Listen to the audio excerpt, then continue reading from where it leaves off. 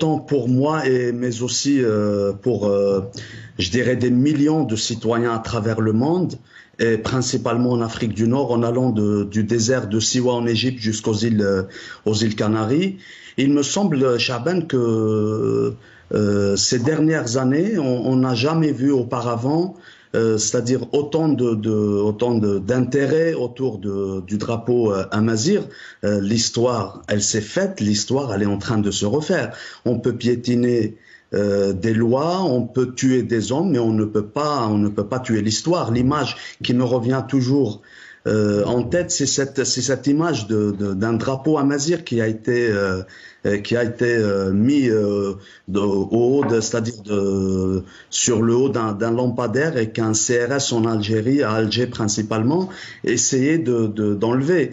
Le drapeau, il était plus haut, je dirais pas plus haut que ce CRS, mais pour dire que le citoyen qui a eu l'idée de le coller au haut de ce lampadaire, c'est bien d'où on vient, où est-ce qu'on va. C'est-à-dire la question qui se pose aujourd'hui autour du drapeau amazigh, c'est toute une culture, c'est toute une langue, c'est toute une humanité, c'est toute une démocratie, c'est toute une histoire d'un peuple millénaire dont la langue n'est pas morte. La langue, elle continue de se faire, elle est étudiée. En parlant du drapeau amazigh, on parle de l'Afrique du Nord, de tout ce territoire de Femazra, le Mali, le Tchad, le Niger, l'Algérie, le Maroc, la Tunisie, la Libye, l'Égypte. Je pense que depuis, comme tu l'as évoqué, depuis 2019, avec le Hirak, les peuples, non seulement le peuple algérien, mais les peuples de toute l'Afrique du Nord et même les pays de l'Afrique de l'Ouest se reconnaissent de plus en plus, parce que